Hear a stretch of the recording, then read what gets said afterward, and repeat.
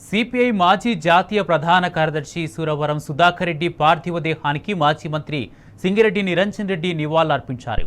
సురవరం సుధాకర్ రెడ్డి విద్యార్థి దశ నుంచి తుది శ్వాస వరకు అంకిత భావంతో పనిచేసిన గొప్ప నాయకులని, తనకు పలుమార్లు విలువైన సలహాలు సూచనలు ఇచ్చారని గుర్తు చేసుకున్నారు.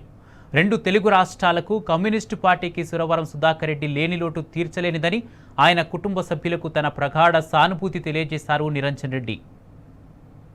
సురవరం సుధాకర్ రెడ్డి గారు వికాసైనటువంటి ప్రజానాయకులు. విద్యార్థి దశ నుంచి తుది శ్వాస దాకా ప్రజల కోసం అంకితభావంతో పనిచేసినటువంటి నిబద్ధత కలిగినటువంటి నాయకులు. మాకంటే 1.5 దశాబ్దం వయస్సులో కానీ రాజకీయాల్లో కానీ సీనియర్ వారు. ఒకే జిల్లా వాళ్ళం.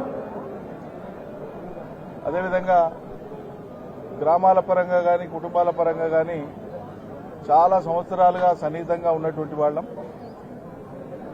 నేను మంత్రిగా పనిచేసినటువంటి కాలంలో కూడా అనేక సలహాలు సూచనలు వారి నుంచి వచ్చేవి. లిఖితపూర్వకంగా కానీ స్వయంగా కానీ పలుమార్లు స్వయంగా కలవడం జరిగింది, మాట్లాడడం జరిగింది, విషయాలు పంచుకోవడం జరిగింది. అనేక విలువైనటువంటి సూచనలు కూడా వారు ఇచ్చేవారు ఆయా సందర్భాలను బట్టి. కుటుంబాల పరంగా కూడా స్వయంగా మా వ్యవసాయ క్షేత్రంలోనే సురవరం వారి కుటుంబ సభ్యులందరినీ కూడా ఒక సమ్మేళనం నేనే ఏర్పాటు చేసి వారిని అక్కడ ఆహ్వానించి గౌరవించడం జరిగింది.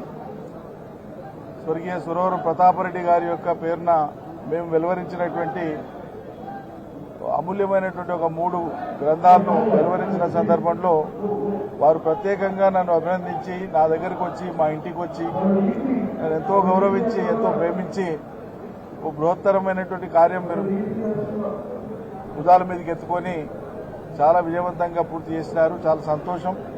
వ్యక్తిగతంగా మా సురవరం కుటుంబ తరఫున కూడా మీకు ధన్యవాదాలని చెప్పి నన్ను నాడు వారు ప్రోత్సహించడం జరిగింది.